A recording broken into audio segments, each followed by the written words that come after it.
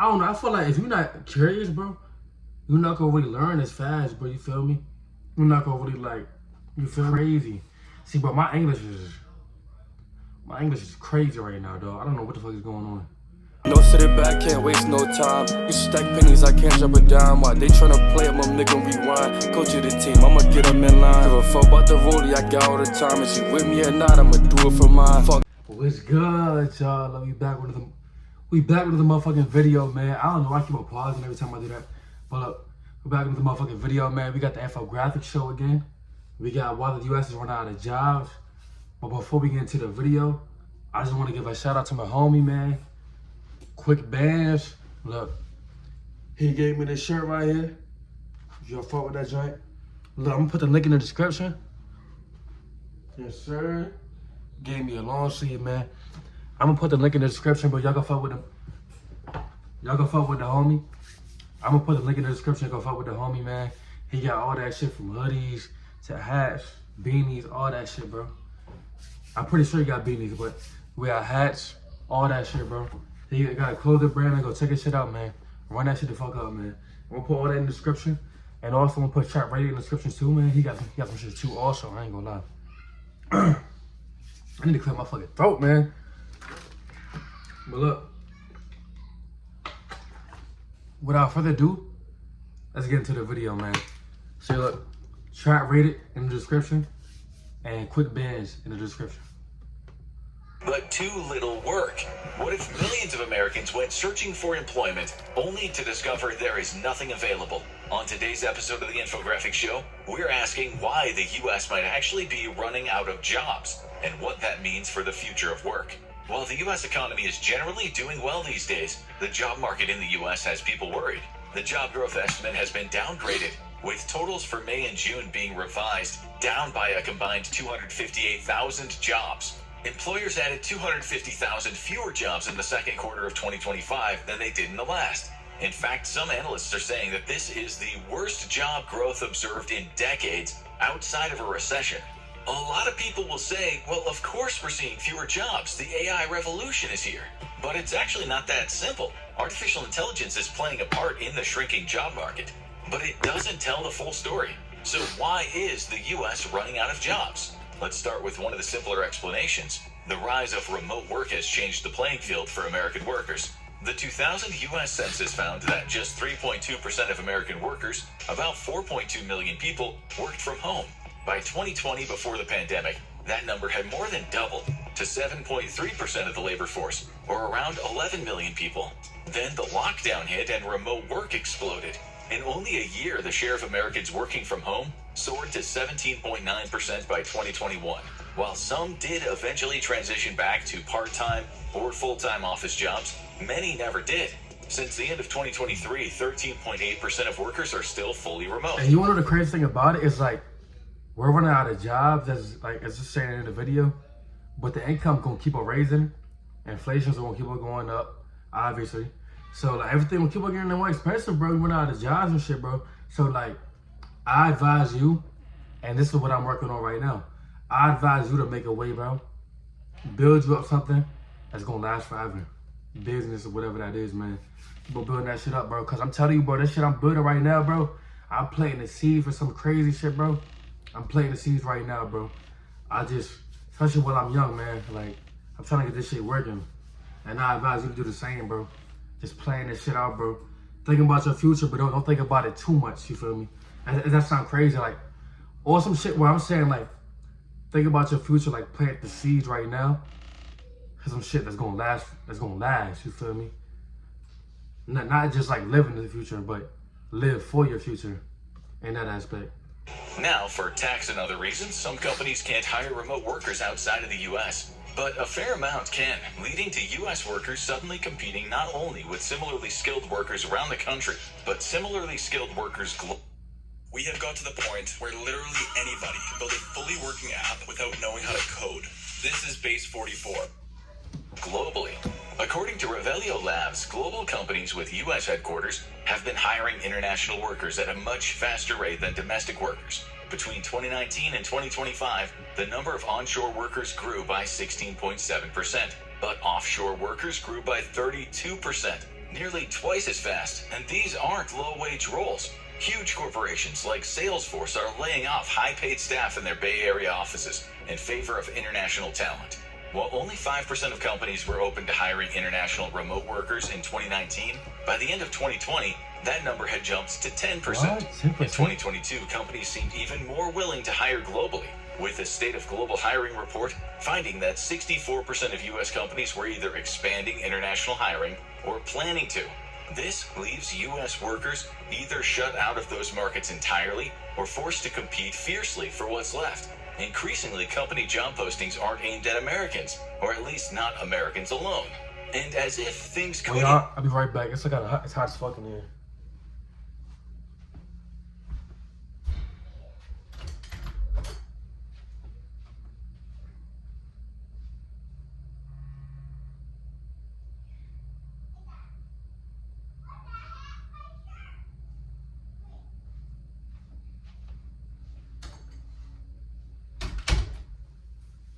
I feel like I was going forever. He said, for whatever. Some other workers are being replaced with, well, no one whatsoever. Well, except ChatGPT, or Claude, or Cursor. The rise of artificial intelligence, and specifically LLMs, or large language models, is on the verge of making some jobs obsolete. According to Coursera, entry-level roles are the most at risk, especially in manufacturing, clerical work, transportation, retail, and sales. You might still need a senior developer or experienced lawyer to oversee what an LLM is spitting out, but you don't need as many paralegals or junior coders to help them. However, many economists and tech experts warn that this could trigger a long-term labor crisis. After all, senior developers start off as juniors, and future lawyers often gain experience as paralegals. But if a team of 5 junior staff led by a veteran is replaced with one veteran using an AI assistant, where does the next generation get the training they need to become tomorrow's experts? Some people have probably already seen AI take their jobs, though most companies are hesitant to say so openly. In the spring of 2025, Microsoft CEO Satya Nadella announced in April that 30% of the company's code was now being written by AI, and then in May fired 6,000 employees. Just to See, like, this is like the shit that's real interesting to me, bro. Like, I like watching shit like this, bro, just in case. Cause it's like, bro, you never really know what could happen, bro. But I've always been like curious about shit like this, like about everything, bro. So it kind of leads me to watch shit like this.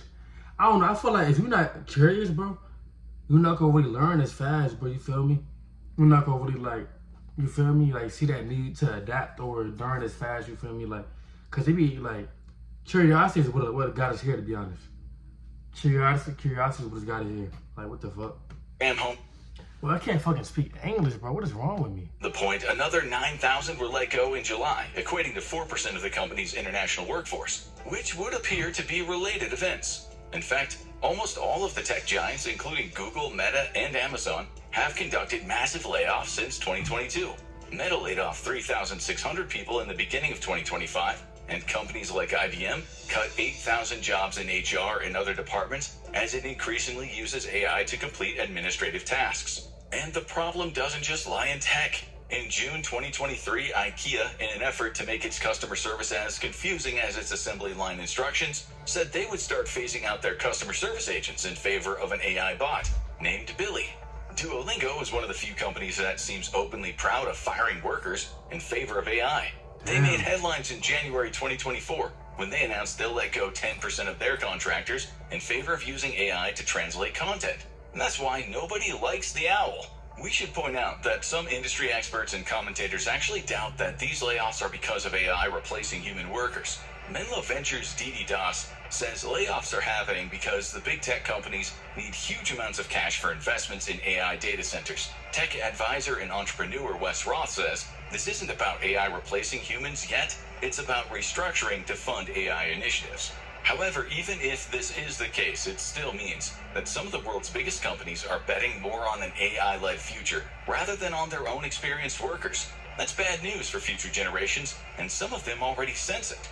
There's always a slight gap between unemployment rates for all college graduates and those for recent college graduates, but at the beginning of 2025, the gap has been getting unnaturally big for an economy not in recession. According to the New York Federal Reserve, labor conditions have deteriorated noticeably. While the unemployment rate for all college graduates is 2.7%, the rate for recent college graduates, 22 to 27 years old, was 5.8% in March 2025. That is higher than the general unemployment rate of 4.2%. It doesn't even matter how good of a school you go to. Harvard Business School told the Wall Street Journal that 23% of its MBAs actively looking for work were still unemployed 3 months later. While that may not sound like a long time, it is surprising for graduates coming from one of the most prestigious universities in the world. Many tech experts have justifiable questions about how useful LLMs are without human oversight, and if they can really outright replace human labor. But at the end of the day, if managers are convinced AI can do a better job, regardless of how true it is or not, give me like 20 minutes. people are going to get fired. Perhaps that's why many people are now encouraging kids to learn a trade instead of getting a degree for a white-collar job.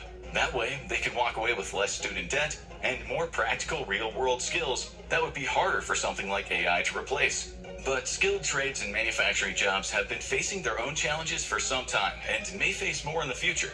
You might have noticed we mentioned manufacturing as one of the industries that'll be affected by AI. For skilled trades, there is in fact a labor shortage at the moment. But learning a trade may not be enough to grab a job in construction in the coming years, according to Just Construction Specialist Recruit.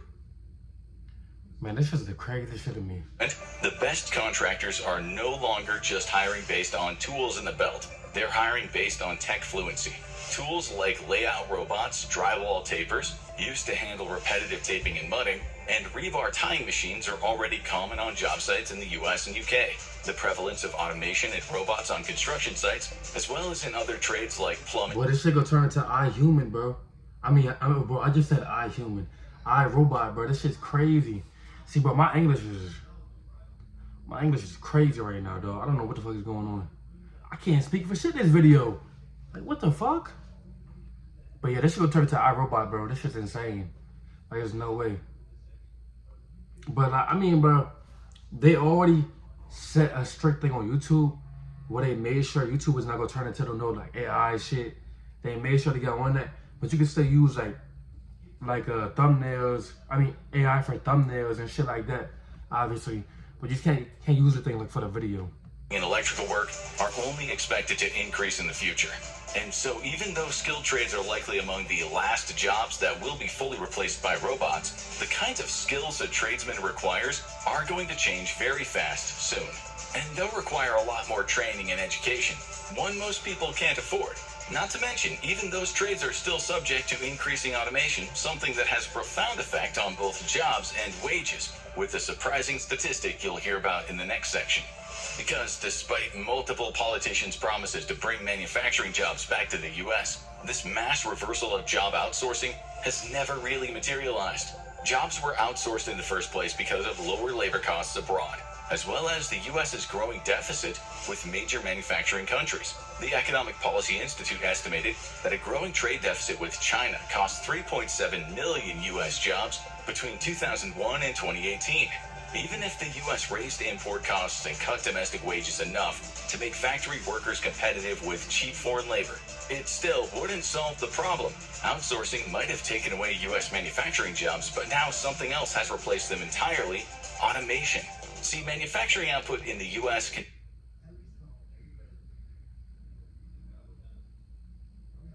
Can't be right. continues to be near their peak, with 2025 levels just 5.5% below the country's all-time high in 2007, when a huge chunk of manufacturing jobs had already disappeared. In 1979, at the peak of manufacturing employment, 22% of the non-farm workforce in the U.S. was working in manufacturing, a total of 19.5 million workers. In 2023, that number stood at 12 million workers, or just 8.3% of the non-farm workforce. Meanwhile, according to the Brookings Institution, the manufacturing sector still generates $2.9 trillion for the U.S. economy, with output rising fast during the 1980s and 1990s, the same time when the labor in the sector was quickly falling. And today, even though the number of manufacturing jobs is smaller than ever, the US was still the world's third largest steel producer in 2020. It was also the second largest automaker and largest aerospace exporter in 2021.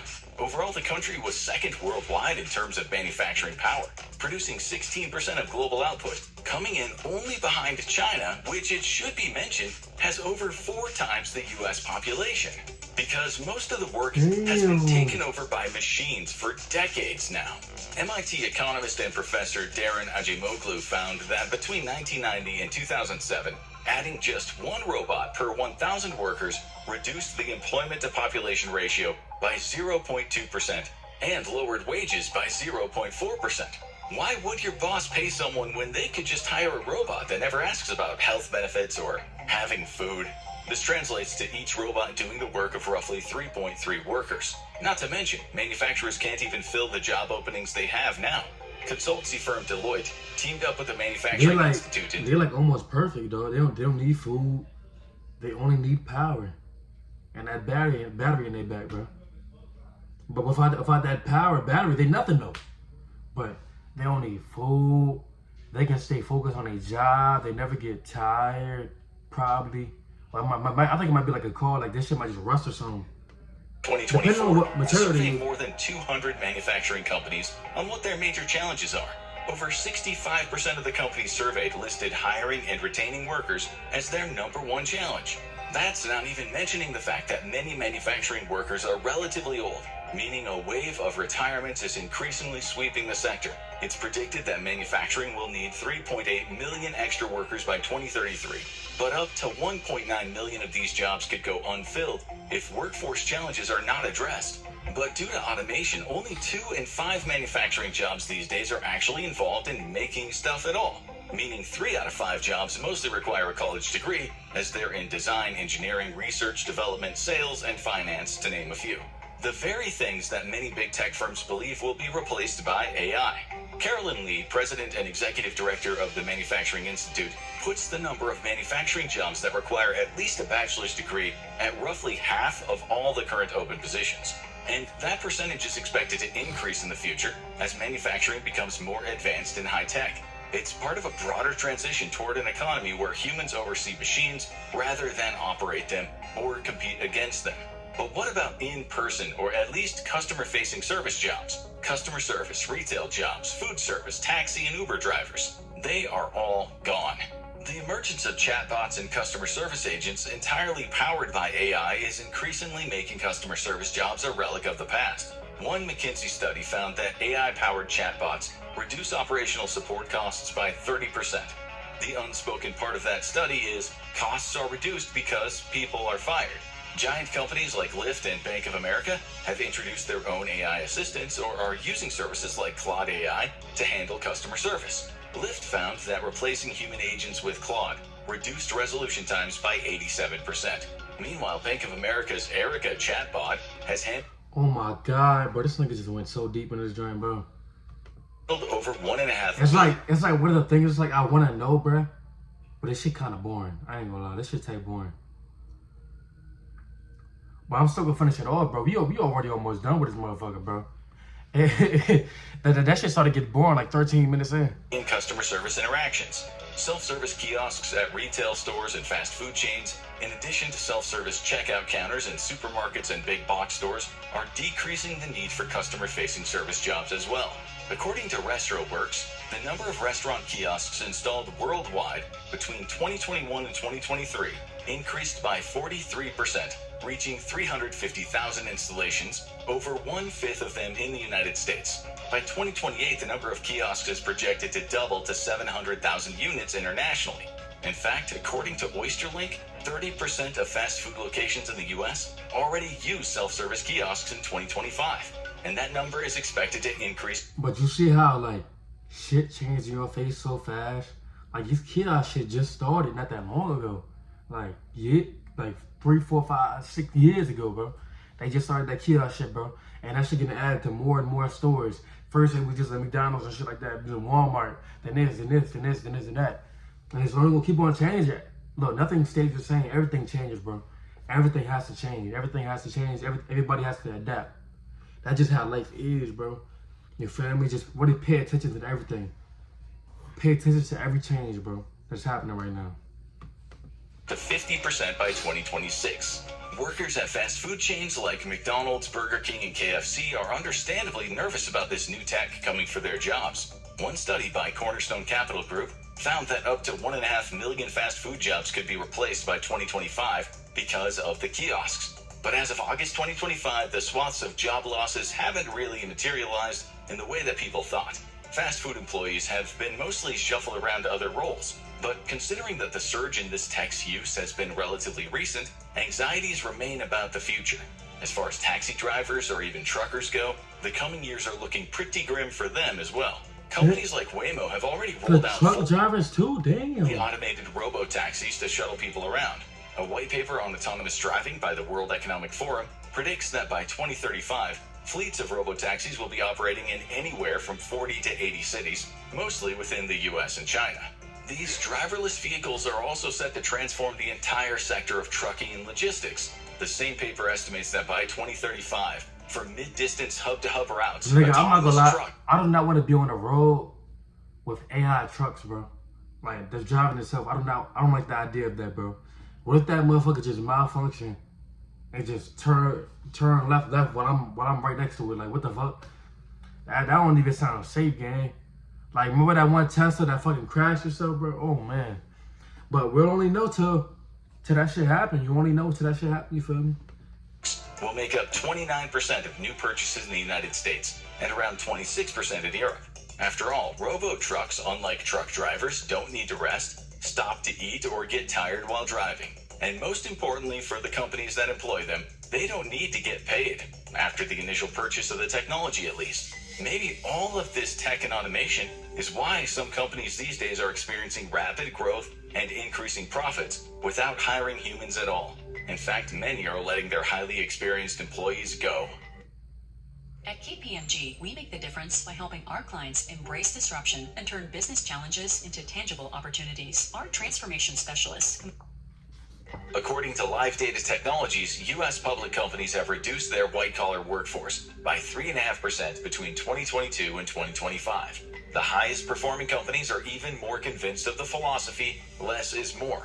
20% of S&P 500 companies have shrunk between 2015 and 2025 while maintaining or even improving their financial status. While the future is creating more jobs in sectors like tech and green energy, these positions are fewer in number. They're also more specialized and often require advanced degrees or niche skills. For most people, that means high costs or student debt. So what happens when millions of Americans are willing to work, but the system just doesn't need them? Some argue that a laborless future is actually kind of great. Let AI and the robots do the work for us. All we need is a universal basic income to keep people at a decent standard of living, and we'll be set for life. We can spend more time with our friends and family, learning to make pasta from scratch, and finally becoming fluent in French, or just watching Netflix and playing Stardew Valley all day. Whatever works. But Universal Basic Income, or UBI, has some... Now look, I understand that completely, bro, but you can get fluent in French right now, bro. You have the time, bro. Especially if you're young, bro. You could work from 10 in the morning to 12 at night and still learn your French, bro. Take an hour out of your day, bro. Come on, bro. But I do think that is a good idea. If we can still get income, have AI do the jobs, we still get income, and have time to be with our families and shit, that'd be amazing. I ain't gonna lie, that'd be amazing. But for a nigga like me though, I want more. So I don't want no basic ass income coming in, bro. I want more than that, bro. I'm cool off that. Y'all niggas got that, bro. I actually like working. Major issues, mainly the unlikelihood it will ever be done. People who are against the implementation of UBI argue that it would disincentivize people to work. However, we're talking about a theoretically jobless future here, so that argument isn't as relevant. The more relevant issue is that instituting a UBI would be expensive. Mark Jaffe, visiting fellow at the California Policy Center, estimated that just a $2,000 UBI per head of household in the U.S. would cost around $2.3 trillion a year.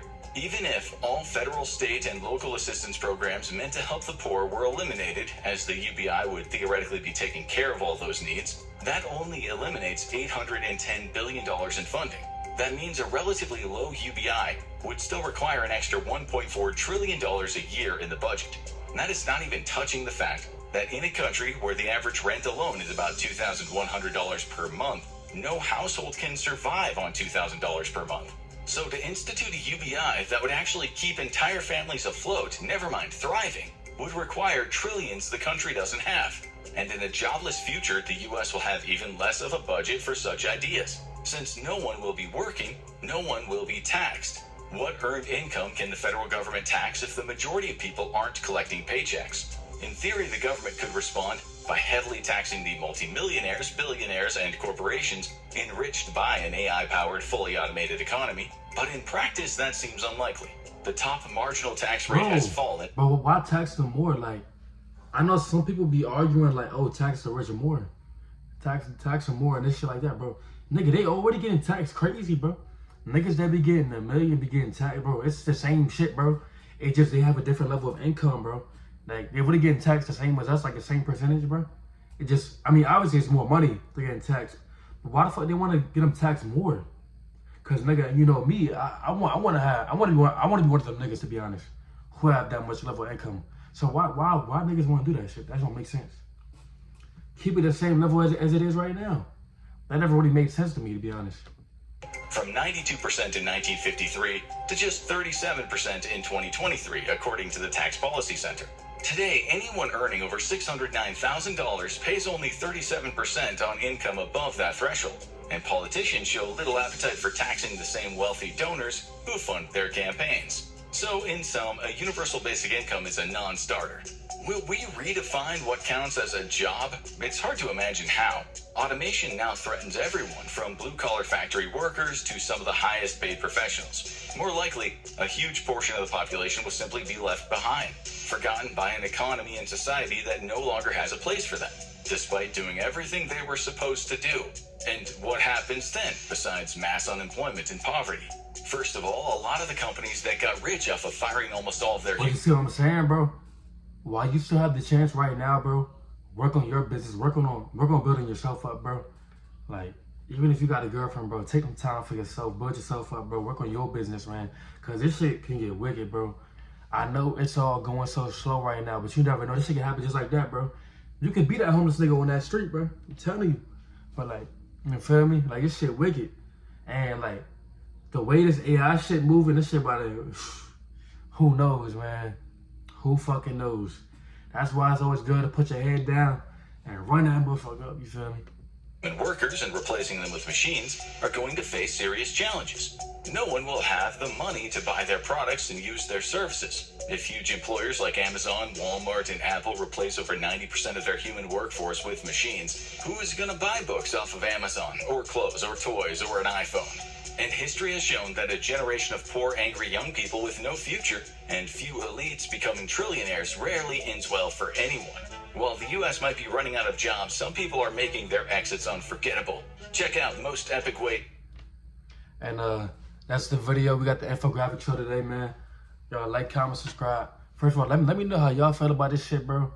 Like, do you feel like it's fair to have AI? I mean, bro, I think it is fair, bro, because it's like, that's just better for work. It's better for business, you feel me? So I don't think it's wrong at all. Y'all let me know how y'all feel about that shit, bro. Put down in the comments below. And y'all hit them links too, man. Go fuck with the clothes, you feel me? Fuck with my nigga. Fuck with my nigga Quick Band. Fuck with my nigga Trap Rated. Fuck with those joints, bro. Put them shits down below. Like, go fuck with the kids, man. Fuck with the kid. Fuck with the kids. Subscribe and shit. I'm gonna see y'all niggas. My thoughts and then I'm thinking, can you call? And I ain't trying to stall.